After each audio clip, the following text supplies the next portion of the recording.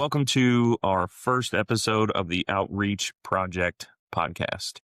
I have my co-host in the studio. I'm Josh Melching. This is Jonathan Hodge. What's up, Hodge?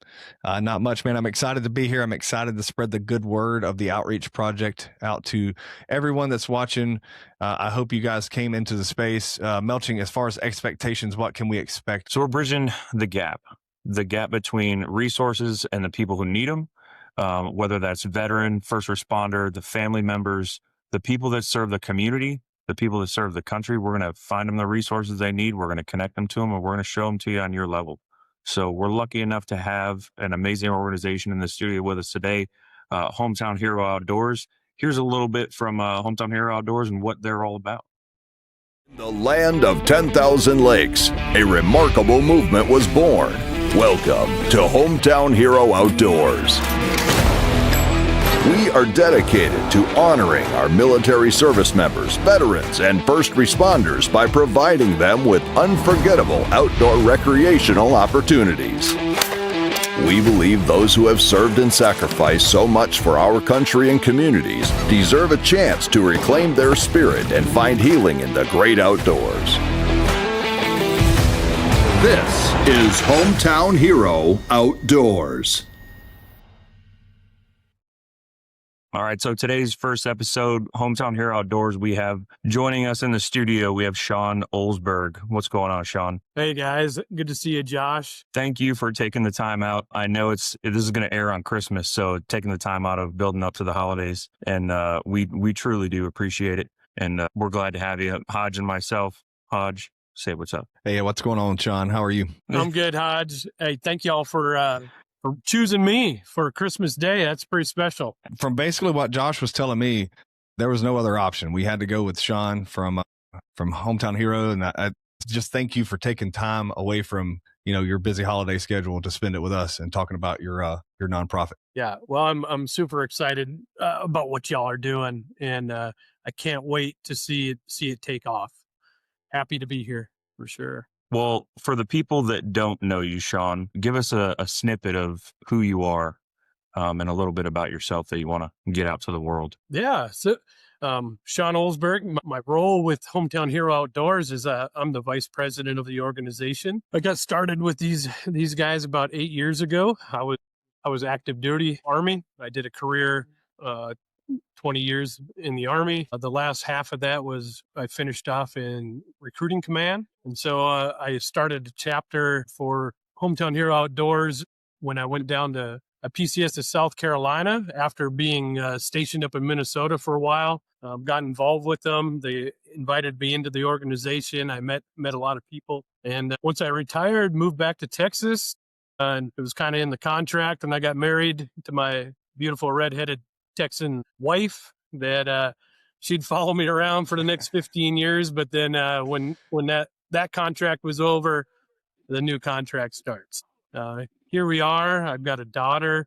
She's a junior in high school, and we're just loving life, living in Texas. Perfect. As far as Hometown Hero Outdoors, and we're going to refer to it as HHO quite a bit. So just so people know, how much do you get paid as far as nonprofits go to work for AHHO, if you don't mind me asking? No, absolutely. So everybody from the president on down to our field staff, 100% all volunteer organization. Nobody receives a dime. We like to say there's only 2 paid positions in our whole organization, and that's our accounting team and our attorney, both needed to keep me out of trouble, for sure. I think that's important for people to understand, though, is I wouldn't have asked that if I didn't know the answer, right?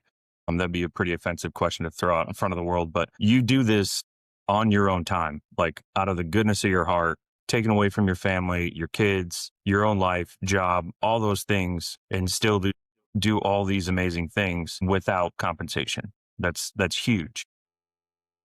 Yeah, thanks, man. Yeah. So a big reason of doing that, or for me to be part of an organization was I had to research before I took the position, but I don't want to receive compensation. This fills my cup, so I'm a business owner. I work several other jobs but I put most of my effort right into HHO for sure. Yeah.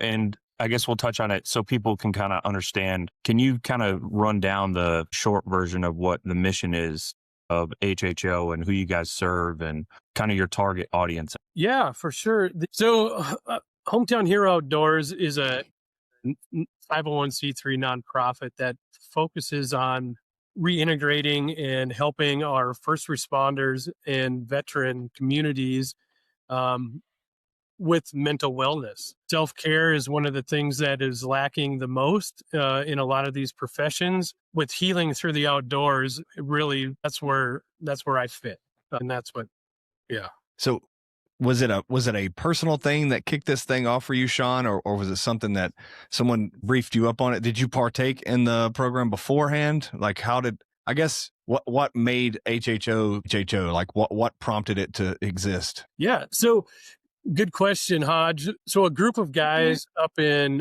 Minnesota saw that there was a gap there with a lot of the board members. All of the board members are either in law enforcement or veteran or both, and they were seeing that there was a gap there where veterans and first responders deal with a lot of the similarities of stress in their fields. They stood this organization up in 2017. I was on recruiting duty in Rochester, Minnesota at the time, and my Navy buddy next to me, he came over and said, "Hey, there's a group that's holding this ice fishing trip up at Lake of the Woods, Minnesota. You want in?" I'm like, "Yeah, I don't know anybody around here. I'm brand new." And so 4 total strangers just jumped in the truck and we took a 5-hour ride up north to the Canadian border to go meet these other 40 people to go fishing. I told my wife about that and she's like, "So you're going to get in a truck with 3 other total strangers and drive 5 hours?" I'm like, "Yeah, sounds like a good time." What's the worst that could happen? Yeah. So we did that trip, and from that trip, that really kind of sealed the deal. I did several other trips with them, fishing around the state of Minnesota and Wisconsin, and then, like I said earlier, when I PCS to South Carolina, I got down there, and there wasn't anything like it in that area. And there's tons of veterans in the Columbia area, Fort Jackson, Charleston, all those areas, and so I asked the board if I could start a chapter in South Carolina. And that's really kind of how it took off. Got into the leadership part of it. One question I'd have is what I'm not going to try and list off all the states HO is in. I know you guys are in a few different states, but is there any limitation as far as where somebody can live in order to actually participate in anything you guys do? No, Josh. So we're in 26 different states right now. And soon we'll be picking up 3 other states once the paperwork is complete. But there are no borders when it comes to that. So if you have, if I have a veteran in California that wants to come to Texas and join me on one of my adventures, anybody can put in for it. So whether you're a veteran currently serving military, fire, EMS, law enforcement, any of the federal agencies, those are all qualifying factors for our organization. There are some of our stuff is donated by landowners, and they may want to offer a special trip just for a veteran or just for a police officer. And so we cater to those that support us. So if that happens, and those details are laid out on the website under the trip description. 95% of them open to any of our qualifying people. Yeah, because I throw your guys' organization out there all the time. I have another story. I was talking to a guy yesterday about it, and it was a pretty cool event that happened. People, like, I'm from Michigan originally, and there's people that are back home. Like, we don't have any of that stuff in my state. We don't have that. Then I was like, well, actually you do, because these guys are nationwide. The only prerequisite a lot of times is, one, you pay attention to social media, because a lot of the stuff seems to be, if a hunt comes up or a fishing trip or some adventure comes up, it's usually on Facebook. It's usually, that's how you get people involved. Is that kind of correct? Yeah. Social media and we really, any of those platforms can be a problem. And so Right. we really had focused all of our stuff on Facebook, and that's how we grew. and we still put information out there on social media platforms, but our website now is really that's the place to check. So Okay. yeah, but you can, no matter where you're at, you can go on there. There's a United States is listed there, and you can scroll and click right on the state to see what's going on in that area. And we're going to link your actual website and all your info in the description for this video as well, so people can go right there. Our eventual phase 2 of this is we're building our own website now, and we're going to highlight rock stars like HHO on there that come on the podcast, willing to put themselves out there for the world, and then help you guys link people in. But I just like to kind of emphasize that HHO's reach is nationwide. Like, you could be in California and apply for something in Texas, and if they say, hey, you're selected, all you got to do is get here. That's a requirement, right? Yeah. So yeah, I just think that's awesome. So it takes away the excuses of a lot of people like, oh, I can't. Well, like, you can. You just have to want to. Yeah. Yeah. And our staff go out of their way to make it easy for people to travel. If you got to arrive a day early or you got to stay a day late, a lot of times, we'll take that into account and make a preparation for that. Out of state licenses, stuff like that. In some of our states and trips, if you're talking hunting or fishing, we'll let that individual know, hey, if you're coming to Texas and you have a VA disability rating or what the license requirements are, and we'll try and help out with that as well. So yeah, there's really no excuse not to try it out. Hey, Shaun, I'm going to jump in here real quick. I'm going to ask you a question. I know it's probably going to be tough to pull this out of thin air, but I'm hoping that you have something that we can at least throw. How many veterans, first responders do you guys normally receive? Let's just call it in the calendar year. I know that this coordination sounds like it's a heavy lift, the logistical things that take place, but how many people would you say you guys service a year? Yeah, right around 1,500 is what as many members we took out last year combined. We have certain states that are a little more active and maybe have more staff members able to do more. Our South Dakota team this year has taken out over 215 people, just them.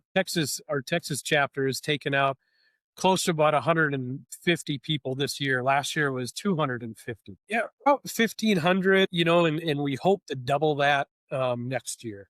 And did you find out that they were getting this information via word of mouth? Because me and Josh have talked about really how we're gonna transition from the website to social, things like that. What's the hard-hitting ways? And I know you talked about your website, but when these guys leave or when they get there, do you guys ever do like a survey on like how they received the information, how they applied? Was it all just them going onto the website themselves? Did they give you any insight on that? Yes. Yeah. So we've had a really strong social media push in the last 4 months, but prior to push, it's word of mouth. One person goes on a trip and then they tell 20 of their friends, hey, you got to check this organization out. And unfortunately, that's a really slow way of growing. Right now, I think we have 34,000 followers on our main Facebook page.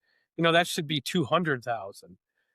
So word of mouth is really the way that I think it's happening more organically than it is a paid advertisement, that kind of thing. Yeah, I can see that being, especially with the social media presence, persistent presence, that you guys continue to stack numbers. I'll kick it back over to Josh, but just understand that like we are going to work hard on transitioning from that social media, the word of mouth, and we're going to try to pipeline that through our process as far as like building it out on the website and stuff. So hopefully we can help people like that too along the way, especially when it comes to the lack of social media following versus the word of mouth aspect of that, because that number is huge you're talking about, especially across all the chapters that you guys serve. Yeah, thank you. It's a lot of work. We've got over, I think, 46 volunteer staff right now across the country, and they're doing their part. Everybody lives in a little bubble, and we're just a bunch of vets,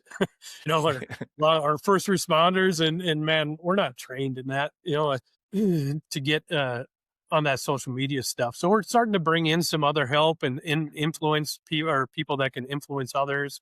And doing this, being with y'all is a great help as well. Yeah, I mean, I think that's where we came up with the name for what we're doing now is the Outreach Project, specifically to help bridge that gap. Like, there's too many people that don't know about all these good things and opportunities that we're trying to help. And I have these conversations literally every single day.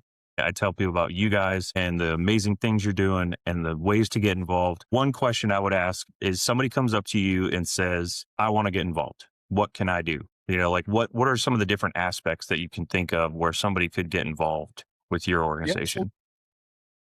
Good question, Josh. So we have several avenues that people can get involved with HHO. First is our volunteers. We have, for different events that we do, trade shows, barbecues, family events, it all takes a lot of people to get the logistics worked out. So we have actually set up a volunteer coordinator, and all she does is work, or not all she does a hell of a lot, but she works really hard and just taking people that send emails into our information at hometownherooutdoors.org email, and then she'll just distribute those to our different chapters. So if you wanted to come over and, let's say I got a trade show next week and you got a day and you want to come help me at the booth, come on, come and hang out. We'll hang out for 6 hours and just talk about HHO to other people. Our next level is field staff. So we have, like I mentioned, 146 field staff across the country. In all of those folks, they dedicated a little bit more time to the organization. So they're going to be out there actually organizing our fundraising, our networking events. They're going to organize some of our adventures, whether it be hunting, fishing, horseback riding, you name it, anything outdoors. And they're working with those outfitters, landowners, sponsors, and donors to actually do something right there. And each of those field staff, they'll run probably 2 to 4 trips alone a year. And then we'll also team up as a group and work with, I might organize it, but then I have a support staff of three people that'll help me out on that. Yeah. And so those are our main 2 levels of help. So about like the field staff, what level of experience do you have to have in the outdoors per se to get involved, to apply to be a field staff person? I would love it to be a trained outfitter, you know what I mean? Or a professional, but honestly, zero, right? You don't need any experience outdoors. We're going to provide all that experience. There's enough people around that we can train anybody up on what they need to do. You just need to be a people person, really. You need to be able to be willing to come out, meet total strangers, make them feel it's basically hospitality, right? Right. Yeah. Make them feel comfortable, get them in a safe environment, and then just kind of know how to run a show, basically.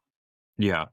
Everything else, what we do a lot of adventures. We call them trips, right? We take folks outdoors, but some of those things, the main objective is to get those like-minded people in the same area, right? And hosting a trophy whitetail hunt that's just the carrot that I dangle out there, right? Because there's a lot of folks that don't want to, they wouldn't put in for something like that unless there was something that they wanted to achieve personally.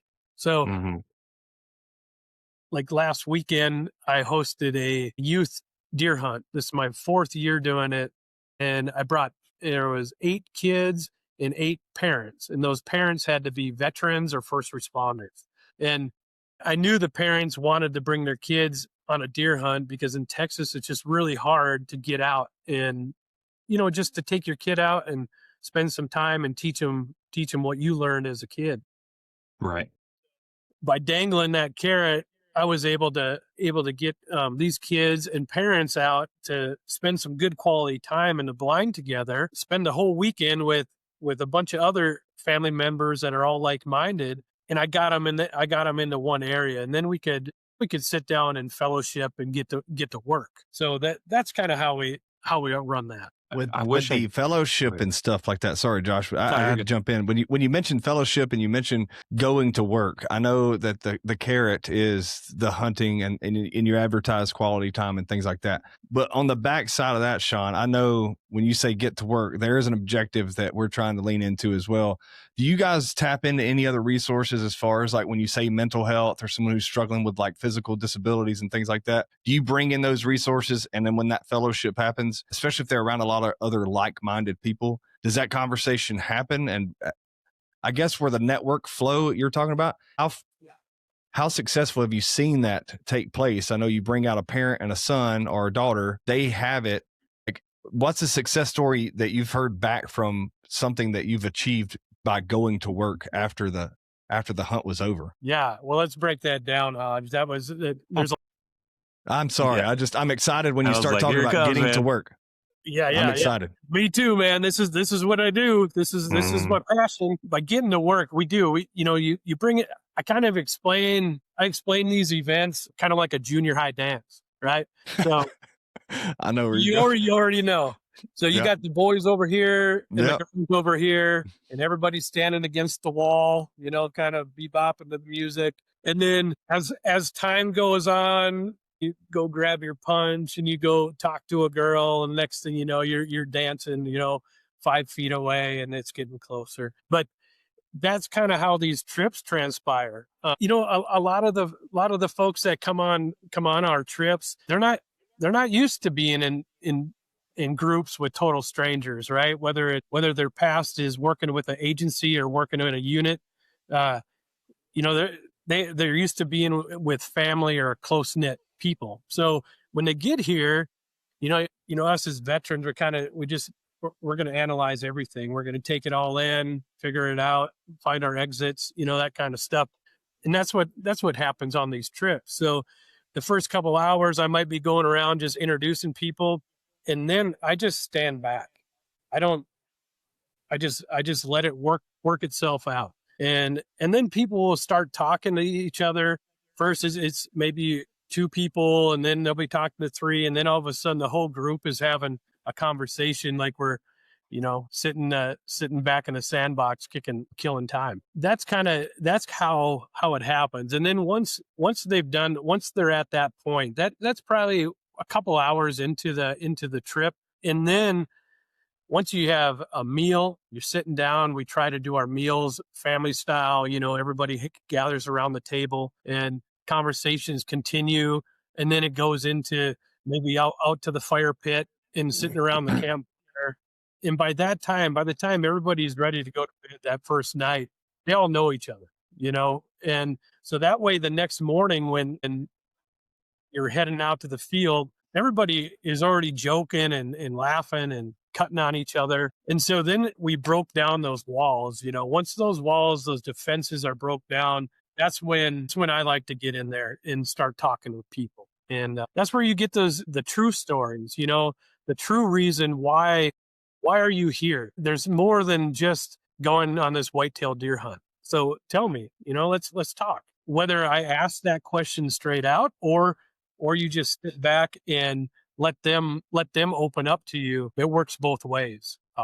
Do you ever feel so much pressure, Shaun? Because I know I could tell when we switched into that question, like your voice, you're like, this is something that you're obviously passionate about, but is the pressure on you at that point? You're like, this is the guy or the girl's first time submitting to one of these nonprofits and they really need the help.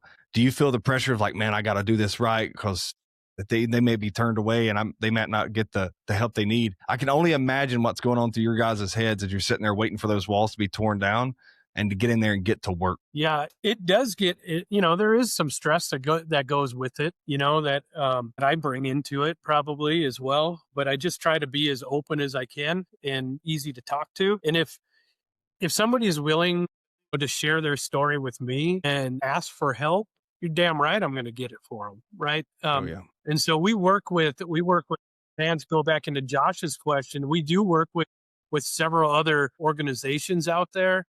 When it comes to if we know that somebody needs some professional help, that's not us. That's not me. I'm not a professional. Then we have avenues of counselors and different therapies and stuff like that they can reach out to. The outreach project, right? That's what we're trying to do here. So, hell yeah. by having a place to be able to send those people for that peer support. We have an internal peer support team. Our team is led by Lisa Ramsey. She just retired from the Fort Worth Police Department after, I think, like 36 years. And she is a firecracker, just all Texan all She's day. a tough woman. She's a tough woman.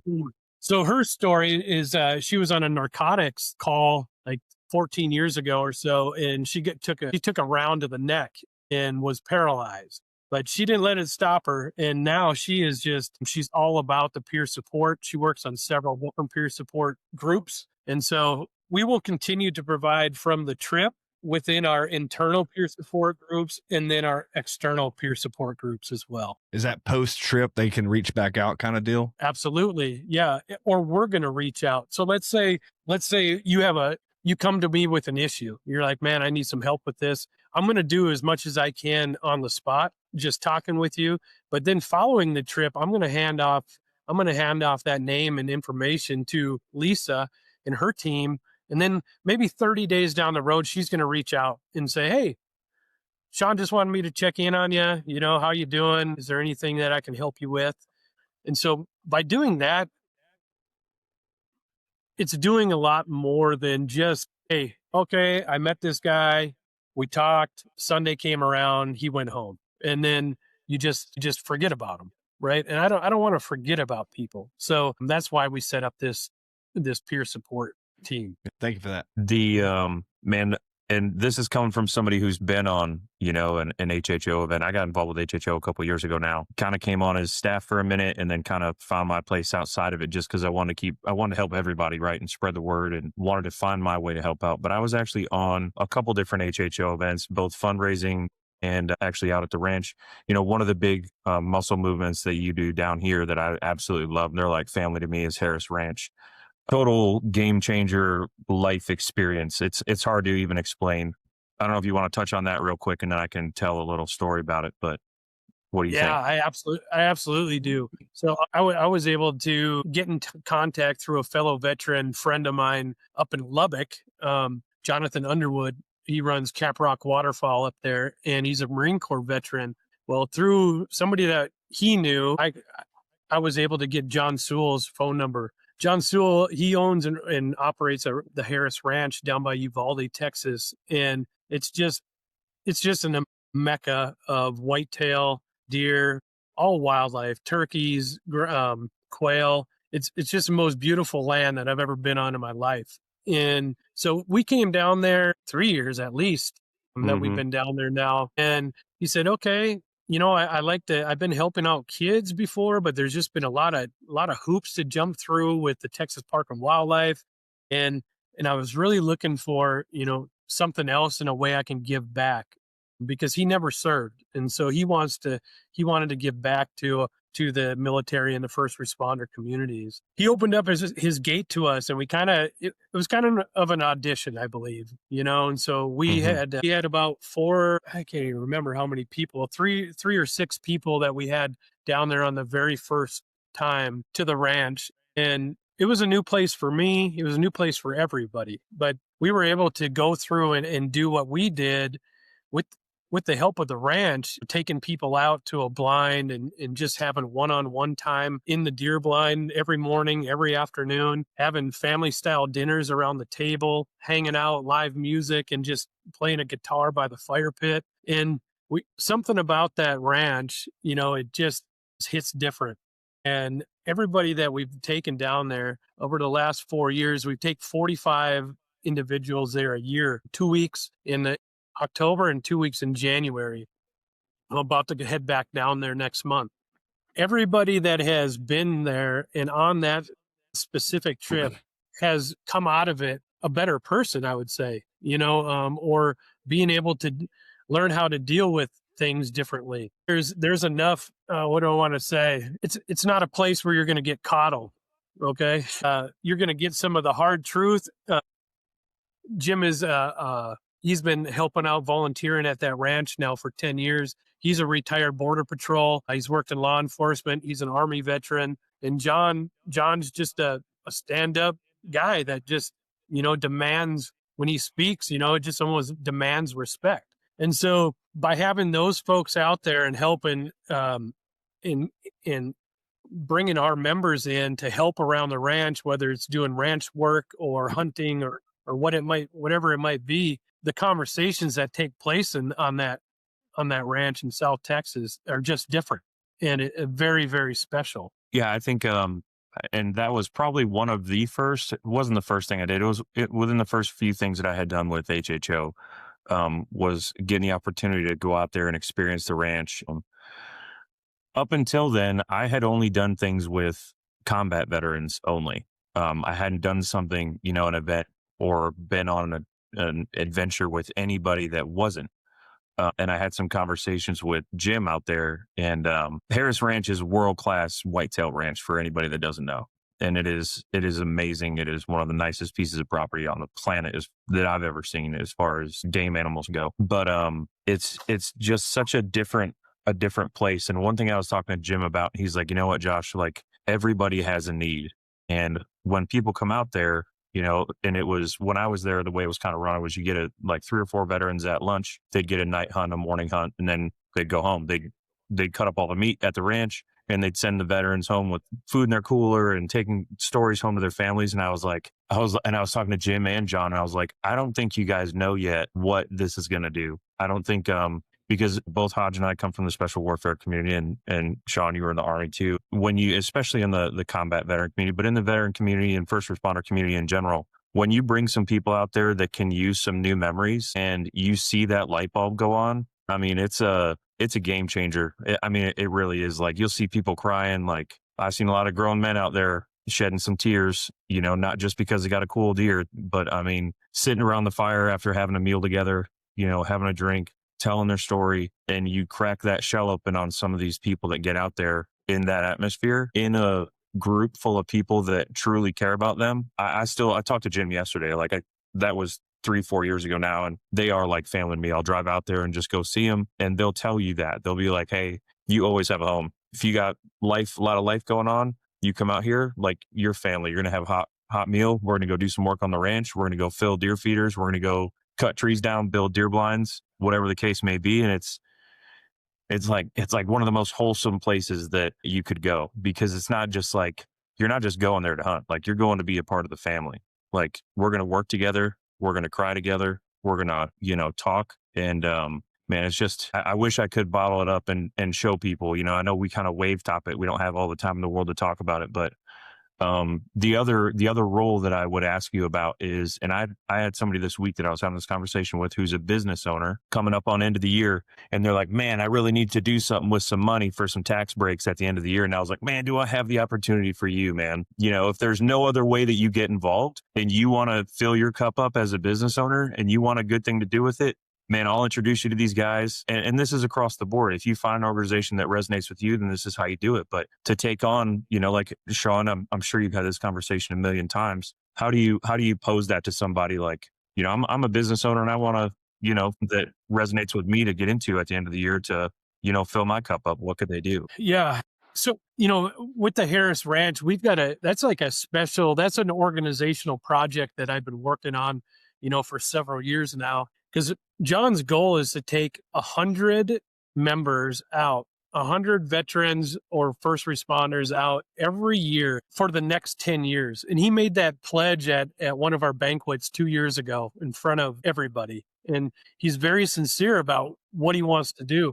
But in order to do that, it's going to take funds. It takes a lot of money to run a 20,000 acre wildlife ranch, right? And so I've invited corporate sponsors. If you want to get involved with it, get a hold of me and I will take you down to the ranch. You come and I would love for all of our sponsors, our donors, to come down and spend a few days at the ranch with our members while we're on one of our trips. This has the best effect, for you to really understand where your money's going. Anybody can donate $20 to whatever. But if you want to really see the impact that you're making, we are totally open for you to come and hang out and see how funds are being used and why it's so important to us. I sat there with Jim, and I think I sat there with Jim the time that the light bulb went on for him.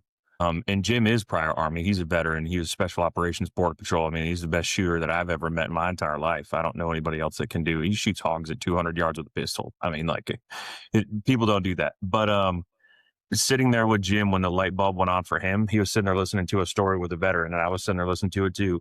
And man, to see him, I mean, he's a big dude. This is a man's man, Jim and John both, and see that light bulb go on and see it resonate with them and just light them up and be like, we got a lot of work to do.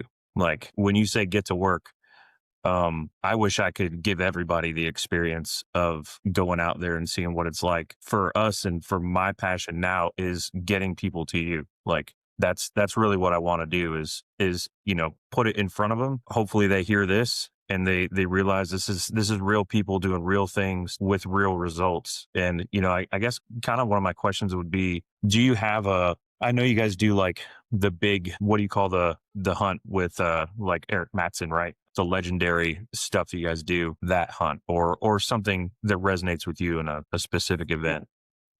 So we honor a person of the year every year, and we try to get them out on an event. But when you mentioned Eric Mattson, I definitely want to touch on that. But as far as the ranch and the fundraising, that people how to get involved with that.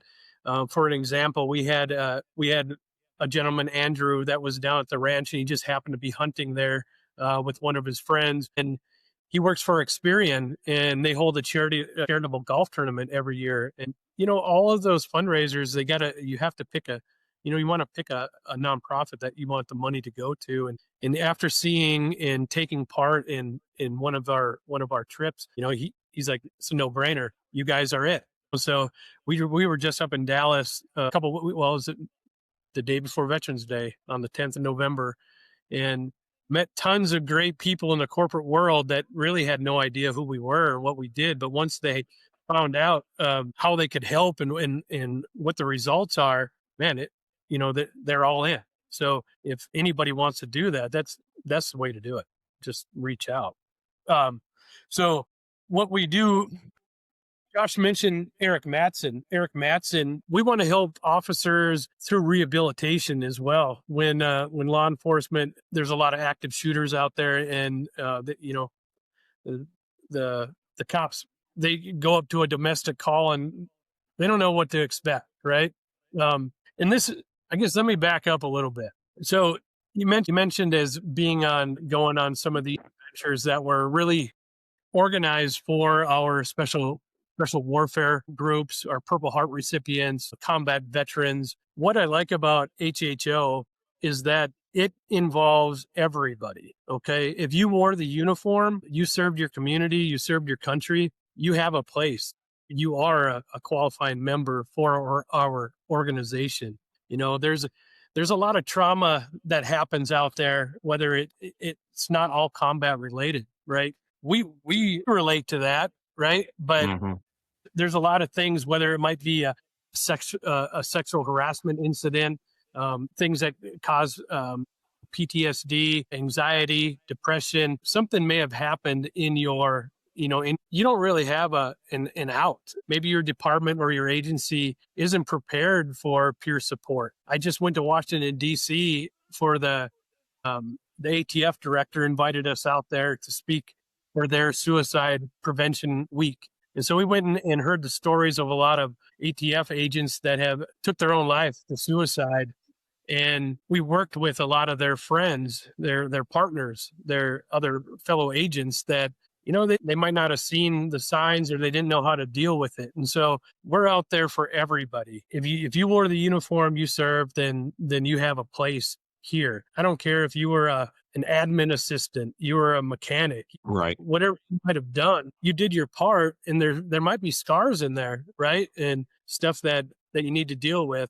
So I'm very happy that we are open to everybody in that. Yeah, and Jim said the way he put it was, Josh, everybody has a need, and I was like, I mean, you're absolutely right. I mean, that was the best way you could have put it. He wasn't just talking about deer; he was talking about everything. Like no matter what you're talking about. So yeah. One of the guys Jim was with, he's a veteran. He's a Marine Corps veteran out of the Houston area. He's a business owner. I mean, very, very successful in life, beautiful family, happy, everything's good. he came out and at the end, he's like, I can't believe, what just happened. I didn't realize that I needed this more than I have. I have opportunities to go hunting. I got plenty of money to do whatever I need to do. But what I don't have was this camaraderie in this, in this group. That's a great story, to hear. Yeah. There was sorry to jump in there. It's like when you guys are talking, I the only thing I can revert back to is this thing. I heard Dr. Preston Klein, obviously way more intelligent than I am, but he gave us a professional development course, and he talked about the third thing. And this impacts anyone who's dealt with trauma, harsh decision making, being a part of a team, split second decisions and things like that. And this guy has been embedded with the top of the line surgeon teams inside of metro areas. He's been associated with any of the special operations, special forces groups around the nation, around multiple countries. And he mentioned the third thing. And I think Josh hit on it, Shaun, when he said, these guys just don't know what they get while they're there. This thing could be the third thing that they need, because Preston Klein said an operator, because he was specifically talking to us, he said, you need your family and your job. He said, if you miss one of those, there's a 50% chance that suicide is in the picture. If you miss both of those, it's catastrophic. But if you introduce a third thing where that guy can latch onto, or that girl can latch onto, it'll save their life if it's something worth pouring themselves into. And sometimes it takes a little bit of exploration to find that. And I think that's what you guys could offer, is that gateway back into healing through the outdoors. So when I'm looking at it, when you guys are talking, is there a success story that you've seen that resonates with you real well, that you could tell the audience, like, hey, I know this stuff works because of this. This is what happened? Yeah, man, let me tell you, they're all right here. I have several that we could talk about. There's a couple that I definitely stand out that I'd like to talk about. So going back to Eric Matson, he was a police officer with Waseca Police Department up in Minnesota. He got a domestic call, showed up on the scene. The person started shooting from the house. He was struck in the head and rushed to the hospital right away, right? And so we ended up going to visit Eric in the hospital towards the beginning of his treatment, and asked him, he was an avid duck hunter. So we asked Eric, hey man, you need to get back on your feet. What is your dream hunt? What can we do for you to get you to push yourself to rehab to where you need to be? And so he said he wanted to hunt a king eider. I don't know if either of you duck hunt, but the king eider is only located like in two places in the country. It's in the Aleutian Islands and the Bering Sea is one of them. So it's not for the faint of heart. I'm probably not going out. Easy task. Easy. I watched too many seasons of Deadliest Catch to know that I don't belong there. Right. That Bering Sea is tough.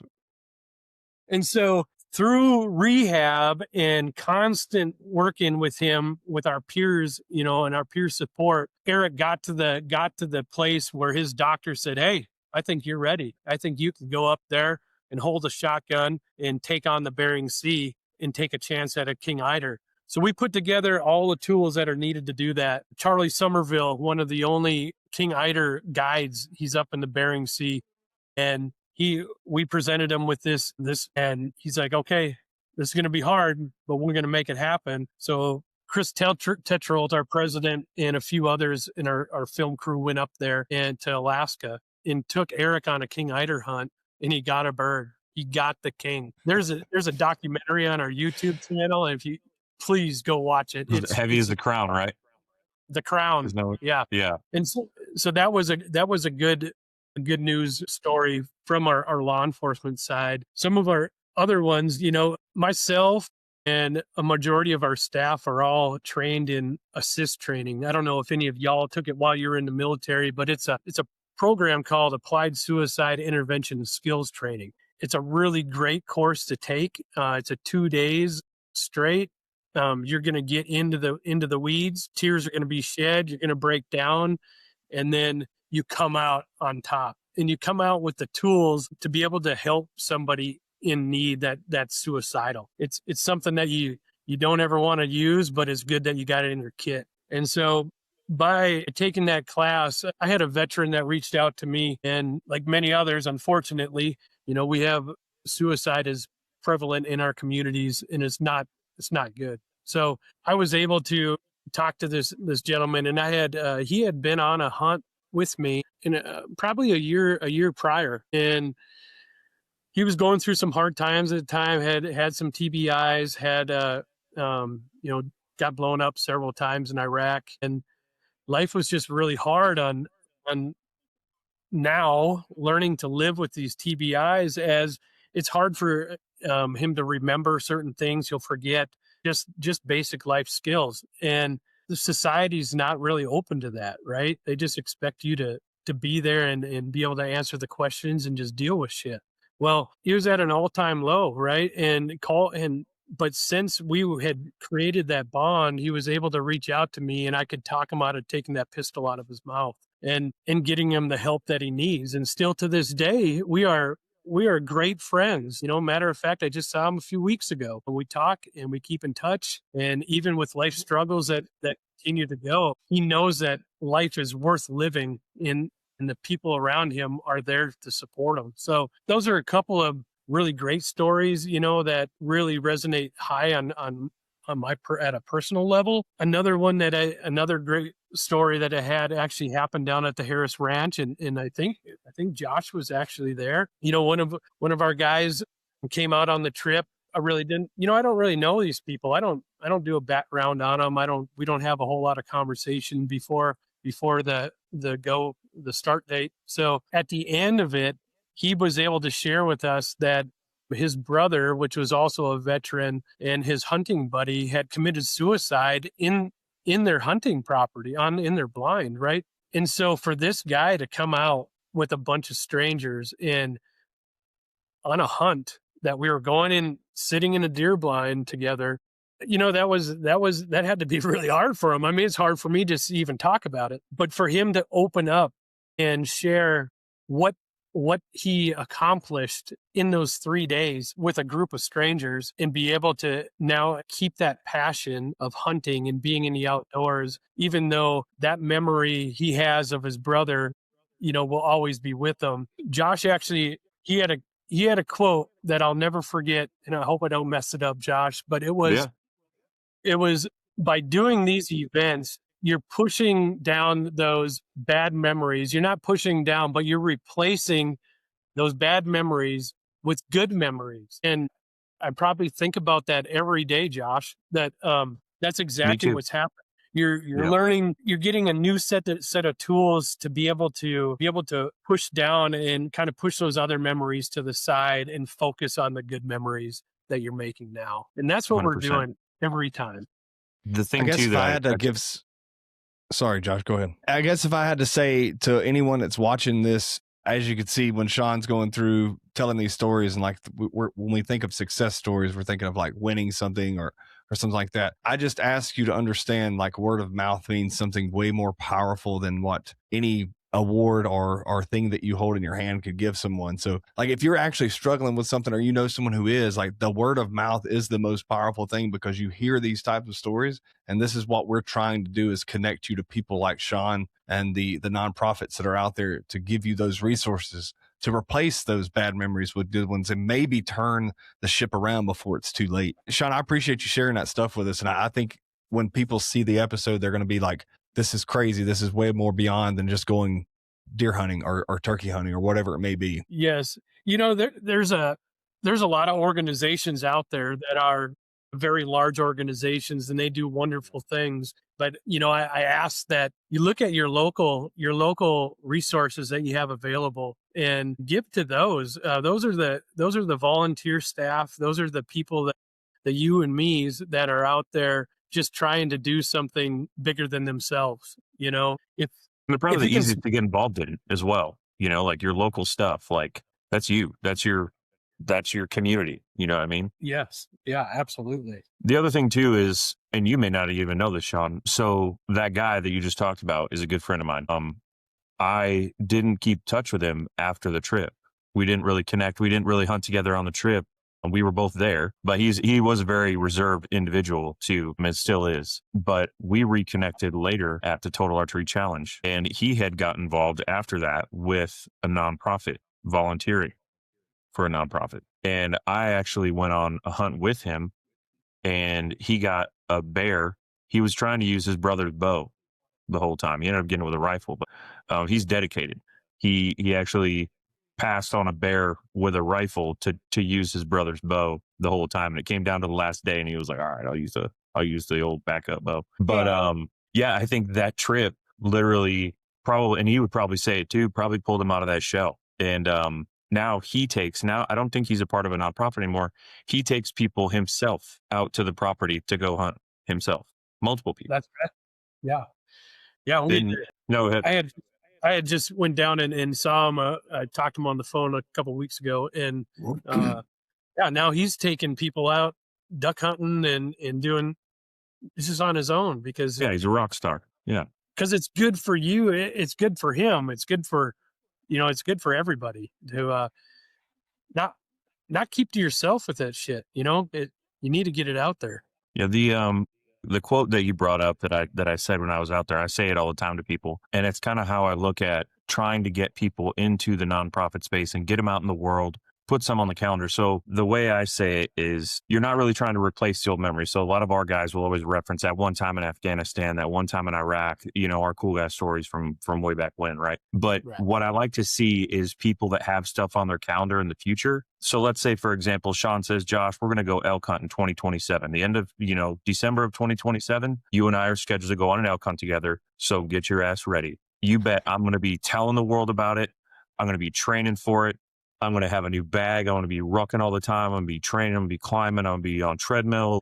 And I'm going to be talking about it for the next 2 years. You know what I mean? I'm going to be telling everybody I can get to. I'm going to be out doing my thing." But that new memory, that new drive, that new thing can literally keep someone in the fight, no matter how you look at keeping someone in the fight. But it's so crazy what putting an event on a calendar can do for somebody. And it might be going camping. It might be we're going to have a kayaking trip with some kids that we're going to take out and teach them how to kayak, whatever the case may be. But those new memories, man, can save people's lives. And I see it all the time. I almost feel guilty that I don't get to show people what it really does. Like I said, we're only going to get to wave top this. But when you see it change somebody's life, you're like, man, I need more of that. And that's why I'm so passionate about this is I wish I could make everybody get involved. I wish I could just tell you to do it and you had to sign up and you didn't have a choice. But it's almost like that third thing, Josh. You know what I mean? Like what you're saying is you're setting the stage for something they can look forward to. And in that space and with the opportunity that these guys provide, it's crazy what you can do to someone's mental state, even their physical, like you were talking about. Like if you put something on the calendar, you'll be surprised on how someone who thinks they have nothing would turn it around and train because it's built into their mindset from being in the military or being a first responder. They'll train because that's what they're supposed to do. Right. And if you give them a meaning, if you give them a drive, they will absolutely meet that right where it's at. It's crazy. Yeah. I mean, we have the need to accomplish a mission, right? No matter what. It's just, that's just how we're built. You can't take that away from someone. So yeah. And I was, I was just saying, and that's why we try to get, as many trips in different areas, and we try to plan them out of ways. You have something to look forward to, until that day comes, and then we'll. Yeah, I mean, it's priceless to have an event on a calendar. It really is. It's just, and I tell people, I'm like, I live in a planner. It might be something I'm really looking forward to 2 years from now.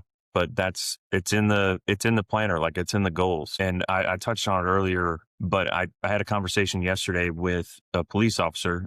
My taxidermist is a SAPD here in San Antonio. I've had the conversation a couple times. I've handed my card a couple times, told him about the resources a couple times. And you could tell he's just real, nah, that's not really my thing. And I was like, you know what I would say, and I literally what I told him yesterday, I was like, what I would say, and I had the same attitude. And I know you're coming up on retirement. He's about to go full into taxidermy. He's going to retire as a police officer. And I was like, if I had a resource and I didn't know about it, none of my guys know about it. So if I'm not going to say ignorant in a derogatory way, but if you're ignorant to the fact that some of these resources exist, nobody that you care about is ever going to know about them. And that's just the hard truth. If you don't know about it, nobody that you know knows about it. And that spider web only takes 2-3 iterations to get to 500 people. And you might be that one node that chose to be like, not my thing. But don't you think that's subject to what we were a part of in the military? Like, we always thought you can call a 1-800 number, like Military One Source, and I'm not taking anything away from them, but Right. that or a first sergeant could solve all your problems. And I just don't think what Shaun and them provide is something that you can get off of Military One Source, or you're going to get from And it's sitting in the not. first sergeant's office. You're It's never going not. to hear about it. No. No. So that you're absolutely right. Like, without that, you're not going to be able to connect, and you're not going to be able to make those things happen. So maybe if that guy does go, who knows how many people he influences on the backside of that. Yeah. Yeah. It's crazy. You're right, Hodge. If you tell me to check it out, then I'm going to trust, okay, this is legit. It's not some bullshit. They're not going to take me out and put a camera in my face and just make an example out of me and try to make money off me or whatever it might be. Yeah, it's on your level, like it's real now. So I saw the light bulb go on in him, and it took about 10 minutes after I was telling my Ram stories that I was out hunting. I sat there with him for a while, and I was really pushing because I was like, he still had that hesitation. And I said the ignorant thing. I was like, if you don't know about him, then none of your guys know about it either. And he was like, I just really felt, his own words were, and nothing against it, 'cause I get this all the time, but it's just what he was saying. He's like, I've just always kind of felt like I could stand on my own 2 feet. You know what I mean? I just basically saying he never wanted a handout. And I've heard people say that too. And my response was, when you go on these trips, or if let's say you get called to go on something, you're going to meet people that need you more than you need them. Like, you're going to run into somebody that's at a really hard time in their life later, and they're going to draw back on you, not on the trip. They're not calling Shaun. They're going to call you because you were that bro that was there, that female that was there when they were having that good memory, and they have a bond with you now. They're going to draw on you. And he sat there and he was looking at the ground, and then he's like, we have a guy right now, and he is in that place. He's like, he's going through, bad times, probably getting a divorce, all these things. Things are going right, not going right at the department.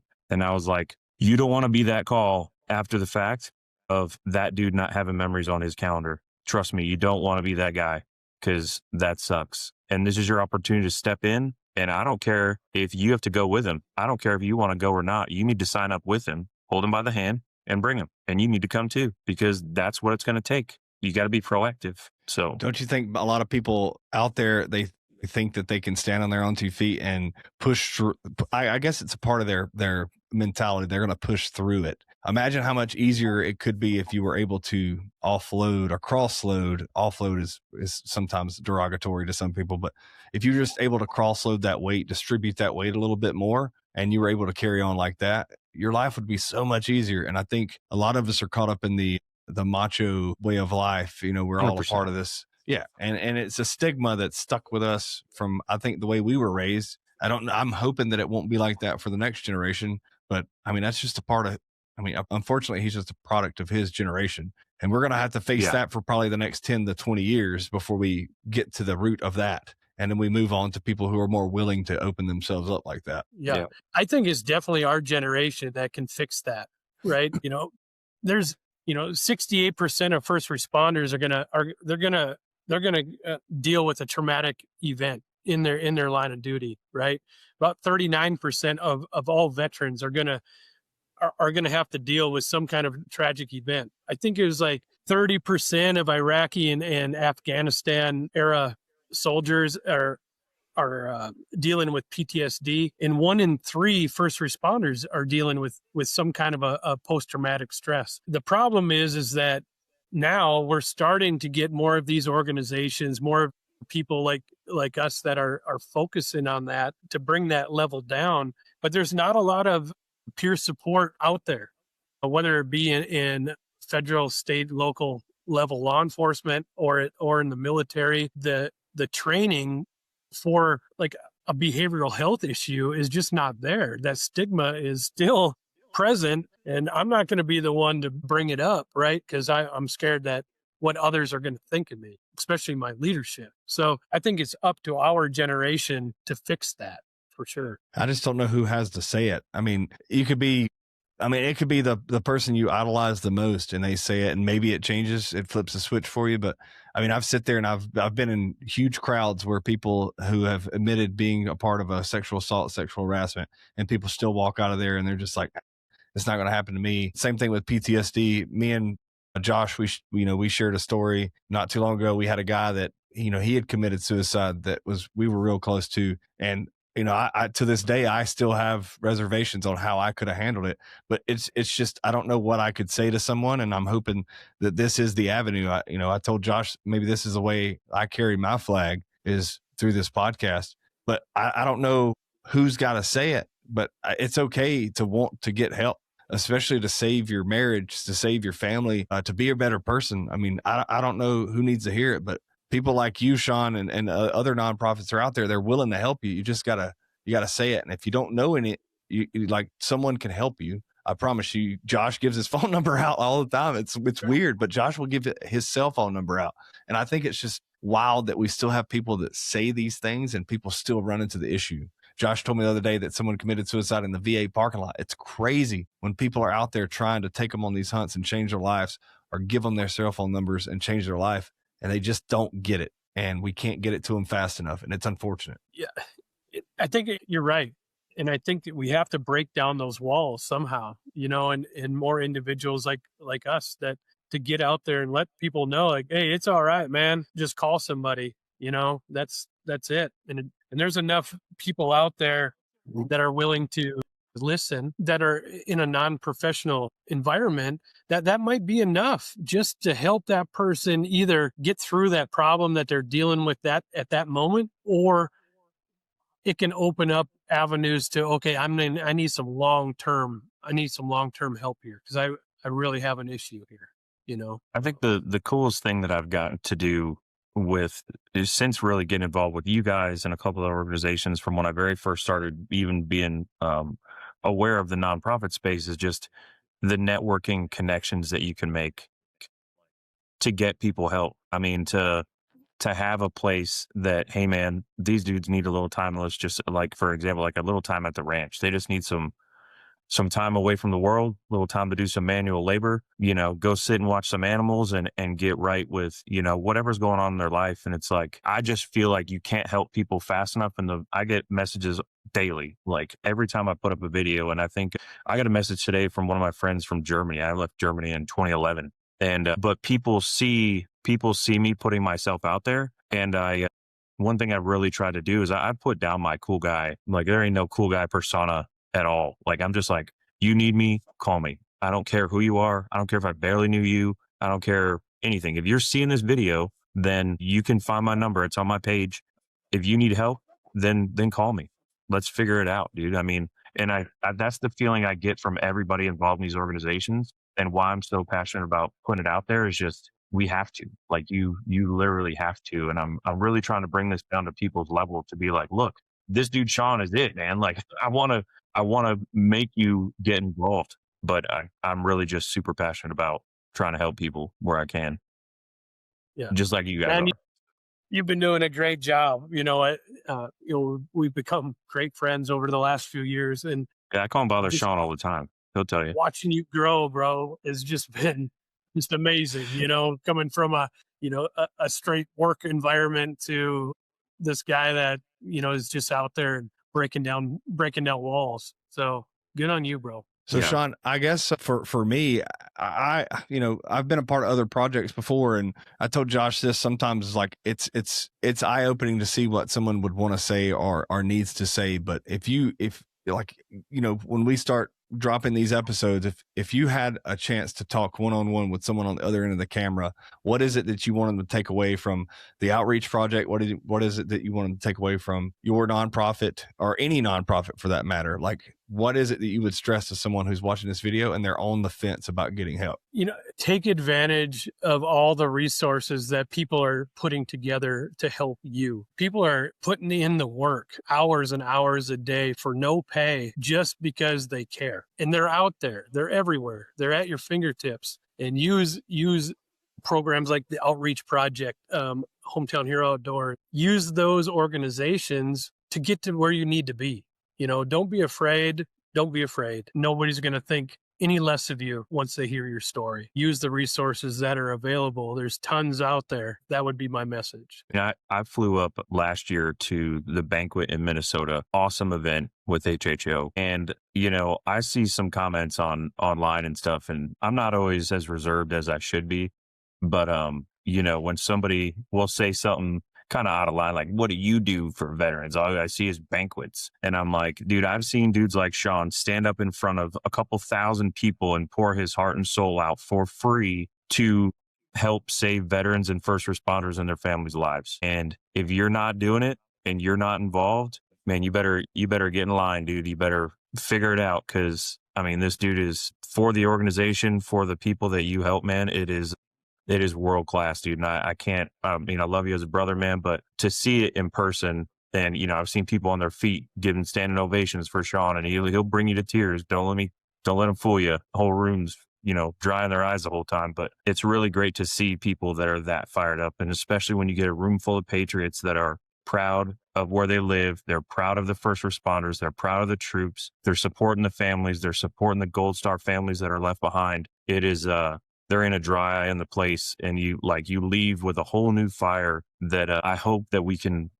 bring a little bit of that across to the people and get them involved. But my main thing, man, is no matter who people are, they can get involved with HHO, whether you're going to volunteer, whether you want to be field staff, even, and I tell people that I think I say it the most at the gym. They're like, oh, I'm not really military or first responder. I was like, but people that are. I guarantee you do. I guarantee if you're seeing this and you have a family member that was a first responder, military, family of, whatever the case may be, or if you just want to get involved and you're a total stranger and volunteer, then do it. But there is something that everyone can do. If you're a donor and this resonated with you and they want to, put some money where their mouth is and get involved, get a hold of us, get a hold of Shaun. We're going to put the links in the description. We're going to, get you guys out there, but everybody can get involved. And that's where I get fired up, is like, you can do something. I know you can. And I'll tell you in a nice way how to do it. So that's right. Yeah. I do this for me as well, right? I deal with a lot of those same struggles, right? PTSD. And this is a way for me to fill my cup and reconnect with my brothers and sisters. I'm blessed to have an amazing family that supports what I do, because it's pretty ridiculous. If you were living my, okay. Yeah. I put a lot of time, and I always say I retired from the military so I could spend more time with my family. But honestly, if you probably ask my wife right now, I probably spend more time with our service members now than I did when I was actually working, for the. Yeah. You guys are, not to kind of toot the HHO horn, but you guys are like Carbon TV. You guys are, doing TV shows. Chris, he's a superstar. He's on TV all the time promoting HHO. To get people to volunteer that amount of time, where life revolves around it is, it's awesome and it's insane at the same time. Yeah. But I love to see it. I love to see you guys grow and, getting spots on TV and helping veterans, helping first responders, dude. It's awesome. I just think it's awesome. So, that's why I wanted it. That's why I wanted it as the first episode too, is, I love you guys. I love what you guys do. And, I don't know if there's questions or anything that you want to throw out to the world. We can go over links and things like that. How do people get a hold of you? What's the best way? I know the website. You want to go over some of that? Yeah, absolutely. So you mentioned our TV show. We just started it. We filmed our first and second episode right now. It's going to be called The Hero Chronicles. It's going to start in 2026. The first episode is pretty special to me because it involves me and my father on an elk hunt in Colorado. I can't wait for that to come out, so keep your eyes open for that. Check out our YouTube channel. We have an amazing staff. Dale with Rogue Productions he's an amazing videographer. He captures everything. So check out those videos, and it might give you a little better idea of what we're all about and how you can relate. And if you want to get involved, our gala, our 2026 gala is coming up. It's going to be March 28th up in Stillwater, Minnesota. If you want to get involved with that, or you want to attend, you want to become a sponsor, reach out to me. Information at hometownherooutdoors.org.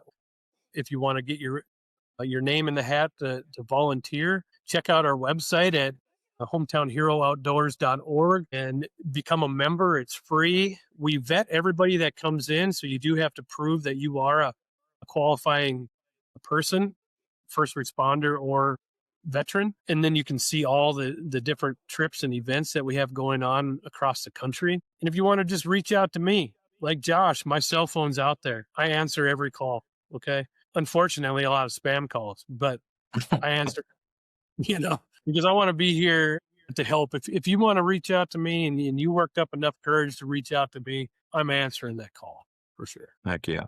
Hans, what you got? Before we close it up, Shaun, man, I can't tell you how much I appreciate you and the guys just spending some time with us. I know this project's it's gonna grow legs and it's gonna go where it wants to take me and Josh. But for you to be the first, it means a lot to Josh, I know, and for me to get to know you across the podcast here. You're a part of an awesome organization, and I can't tell you how much we appreciate it. Thank you for your service. Thank you for everything you do for the nonprofit space. Hey, I appreciate y'all being here. I appreciate being invited. It's an honor to be number one, episode 1. At least episode number 1. No, I'm just kidding. Hey, you're number one. You're number one in our hearts, man. You're all right.